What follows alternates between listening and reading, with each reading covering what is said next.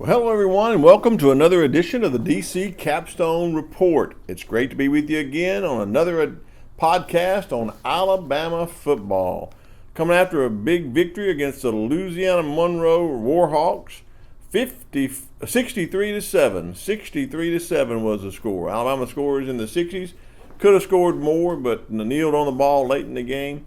Got a lot of people to playing time in this game. I think it was an overall good performance by Alabama to get back to the Bama standard. So, looking forward to discussing it today on today's podcast. But what I'll tell you a little bit about first is I want you all to go and check out Lance's other sites. Lance Shores does a great job of producing this podcast each and every week. He and I are partners in this, and he does such a great job, and I think that so many people are missing out on the great photography work that he does for Alabama football games. Go to RollTideBama.com and FreelancePictures.com and check out his recent photos of the Louisiana Monroe game. If you're a $1 Million Band parent, there are plenty of pictures there of your kids. If you're a cheerleader parent, plenty of pictures of your kids. Or if you're one of the parents of the football players, some great photos of the football players as well. Or if you're just an everyday Alabama fan that loves Alabama football, there's some wonderful pictures there that you can get and download. Lance has a link that you can find on the RollTideBama.com site. It goes right over to his FreelancePictures.com site. But I wanted to take time this early in the podcast to talk about Lance Shores and what a great job he does producing this every week and taking those pictures on the home games. You can't get better photo quality than Lance Shores at freelancepictures.com. Well, thank y'all for tuning in this week for the podcast. Look forward to getting right into it. In our first segment, we're going to discuss and review the game against Louisiana Monroe. In our second segment, we're going to name our players of the game. And this week, we're going to look at some newcomers that were in this game as well, since we got an opportunity to play a lot of players. Then finally, in our third and final segment, we're going to preview the upcoming SEC matchup against the Vanderbilt Commodores. You're listening to the DC Capstone Report.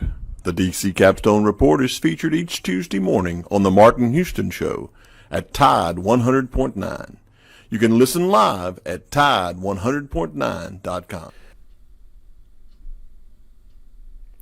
Well, we're back here on the podcast. Like again, Lance and I appreciate each and every one of you tuning in each week. We're very humbled by the number of viewers that we're getting and the overall views of our page and of a podcast. We really appreciate that. Well, here in the first segment, we're going to take a look at the review of the game against the Louisiana Monroe Warhawks. We all know the history there. They came in 2007 and beat Coach Saban, beat Alabama, embarrassed them. But that was not the case this time. We predicted a score of 55-10. We weren't very far off. Alabama ends up winning the game 63-7. And the reason they scored, I believe, that 7 points was because we gave them a short field. Coach Saban even said it may have been his mistake of going forward on fourth down. That gave them a short field and territory. But really in this game, it was an overall game where we scored in every phase of the game. Had a special team score on a block punt, a scoop and score. We had a pick six interception return for a touchdown by Will Anderson Jr. We scored running the ball. We scored passing the ball. It was just a really, really big overall performance. And also in special teams, we had Brian Branch take back a punt return for a touchdown as well. We had a lot of players play in this game, as you can imagine, with the score being 63-7. So that was good as well. There was some takeaways that I will say that we probably need to work on, and that is our run game consistency. I think that we're really going to have to really work on our run game consistency in our upcoming game against Vanderbilt. I think we got away from the run at times in this game when we could have run the ball, and we got away from it. There was a period of time there where we didn't do very well consistently on offense, but it could have been because we were off the field for an extended period of time because of the special team scores and the defensive scores. But overall, I think the offense did pretty good. One of the things I think they did good was they threw the ball deeper downfield. We had some of our longest passes of the year, opening up the play. That does open up the run game. And if you look at our overall stats in the game, if you take away the times where we kind of was inconsistent, we really got really good in that area over the latter part of the game. We had 509 total yards on offense, 273 rushing yards, and 236 passing yards. So I was really pleased with the overall performance in the offense. If you want to break it down to a microcosm, you can see there were some still issues there, consistently running the ball, but I think those are getting fixed each week that we play. The other inconsistency I thought Bryce Young in this game, for some reason, was pushing, and it may have been because he was trying to get the ball down the field, trying to make plays, but I think he was pushing a little bit, and he made two throws which I would consider to be errors. One, definitely an error on the deep ball. He was trying to make something happen. It was first down. He didn't have to do that. He could have taken what the defense gave him instead of throwing the ball up, and you had a robber safety hawking the ball, tracking the ball, and was able to get a pick. So that was one interception. The other interception was thrown a little behind the receiver. The receiver could have caught it, but he really wasn't sharp and on the money as he led the receiver across the field. So 2 picks in this game is really not what Bryce Young is all about. I think just going into the first game again in the SEC, he needs to change and kind of correct those mental errors, those mental mistakes. But overall, I was pleased with the consistently improvement of the offense. There were times they were inconsistent, but at least they are making improvements. The other thing I was impressed with was the offensive line. It seemed like we dedicated a little more to the running the ball. We had Randolph back in his 85 jersey playing one of the tight ends, bringing in an extra blocker, committing to run the ball. And we saw all of our running backs push the hole really well. I thought Roydell Williams, when he came in, he had one drive where he made it all the way himself, running the ball every time. When Trey Sanders came in, he ran the ball hard and with authority. I think Jace McClellan had a really good day. Jamar Gibbs running the ball did well. I think when Jamarian Miller came in, he ran the ball well. So we have a really good offensive backfield that I really can take advantage of the run. So we need to commit to that sometimes and let them run the ball. And I think the combination of having the freshman Tyler Booker come in and play left guard, having Randolph in as an extra blocker for tight end will open up down the road an opportunity for us to do that in some of our bigger games when we need to make those yards running the ball. So very pleased with the overall performance of the offense. Can't really say anything negative about the defense in this game. I thought the defense ratcheted up their performance. I think they were passionate. They were excited to get out and play. I think they were hard hitting. They were running through the ball, making plays. Will Anderson Jr. dominated, I think, either side of the ball which he was on, the right or the left. Had his first pick six ever. Well, many would consider a Heisman moment if you could get a defensive player to win the Heisman. Affected the quarterback, put a lot of pressure on the quarterback. He didn't even play a lot in this game. So I think it's important to note that he's come on and did a really good job. So the defense, stellar performance. Special teams, great performance on this game. So glad we got to play a lot of people in this game. Glad we came away with a victory to get back to the standard of Alabama football. Well, here we are. Welcome back to the DC Capstone Report, the podcast that everyone loves to listen to on Alabama football. Here in the second segment, we're going to take a look at our players of the game against the Louisiana Monroe Warhawks. Well, my offensive players of the game this week is a wide receiver, Trashon Holden. I think Trashon Holden had a great game. He was crisp coming out of the routes he ran. He has good hands. He had 3 receptions for 60 yards, which was a 20-yard average per play, and it had 1 touchdown. So I really think that he and Bryce Young are building a good rapport, good connection there. And so I really like the way he stepped up his game. So Trashon Holden is one of my offensive players of the game. The other offensive player of the game is Cameron Latu, tight end Cameron Latu. He seemed to be back from his injury. Had a really good game in this game. He had 3 receptions for 51 yards for a 17-yard average. Really got down the field on a seamer one time. Beautiful catch that Bryce Young put it on the money where only he could go up and get it. So really thought Cameron Latu had a good offensive production in this game. So on offense, Trashon Holden and Cameron Latu. On defense, you got to start with Will Anderson Jr. Probably played one of his best games, even though he didn't play much in this game. Late in the game, early in the game, he had a pick 6. for a touchdown. First time he's ever had an interception. First time he's had a pick six. And just really played overmatched with the players from Louisiana Monroe. It seemed like he was in the backfield, affecting the quarterback, hitting the running back as he got the ball sometimes. So really, Will Anderson Jr. just showed himself in this game. My second defensive player of the game is Brian Branch. Brian Branch in this game really played a good game defensively, took away the slot receiver, the tight end on some occasions. Had 3 tackles and 2 assists and a sack in this game, where he got a lot of times, if you watch the Louisiana Monroe game, one of our defensive backs would be free. In other words, there would be no one for him to be on, because they ran the ball and committed to the run the ball so much. And on one side, he was able to rush the quarterback, and he got a sack on that as well. So Brian Branch is my other defensive player of the game. Well, I got 3 newcomers to talk about in this game, and I think everybody needs to be aware of.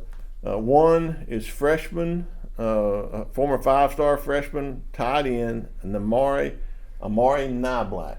Amari Niblack, number 84. Watch for him in the upcoming games. He got in the game early. It wasn't a mop-up duty.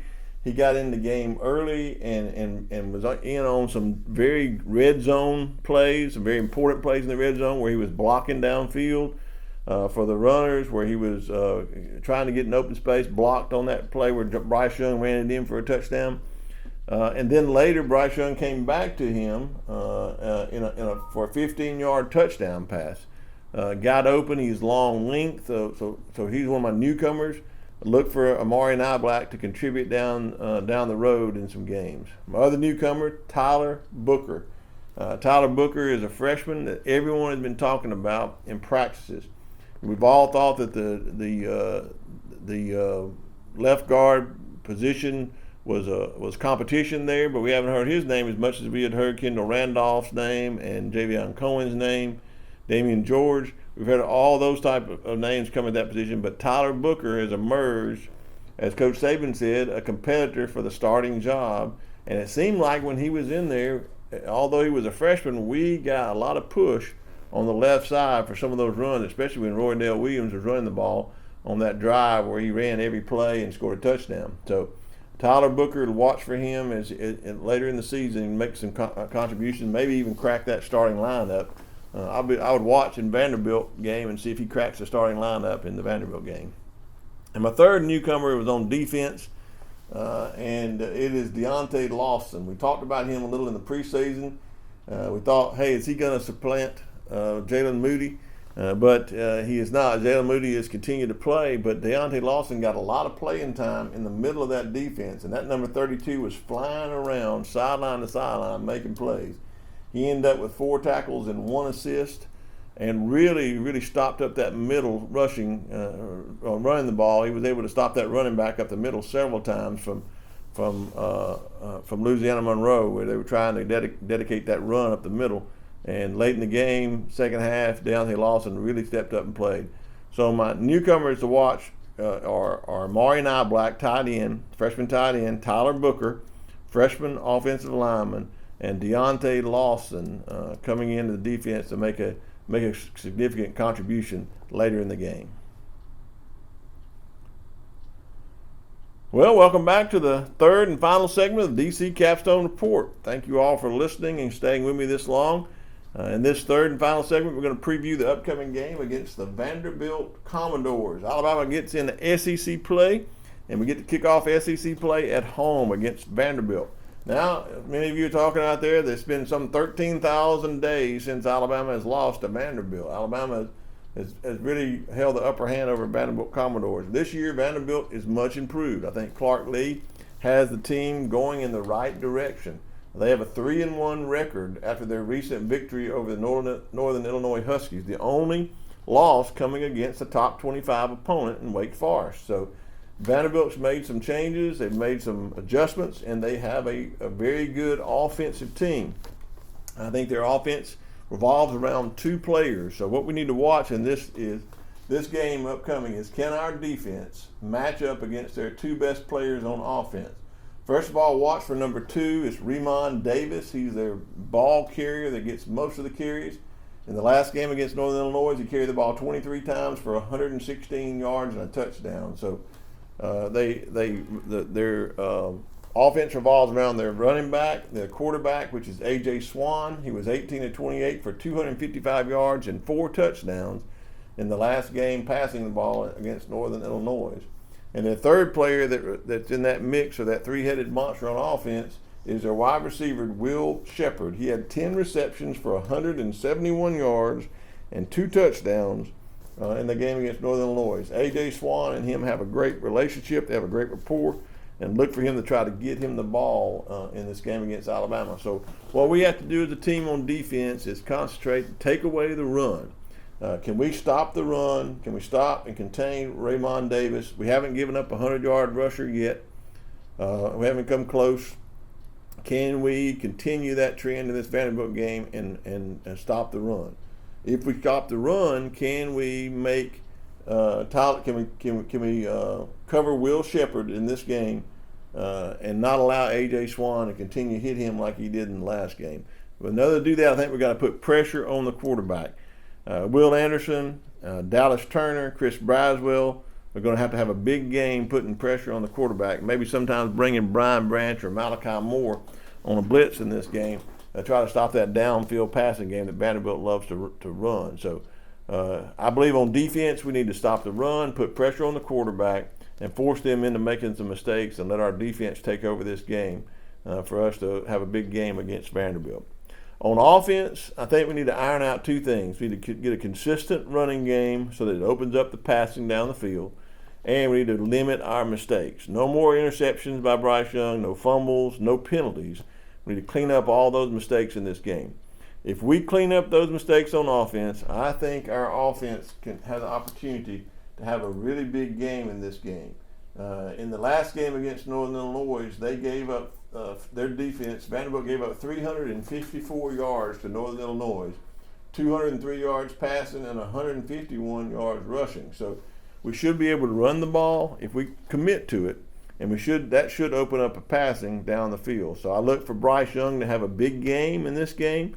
I look for our wide receivers to step up and have a big game, and I think in this particular game, we might have, unless we just run all of our running backs by committee, we're going to have a 100-yard rusher in this game.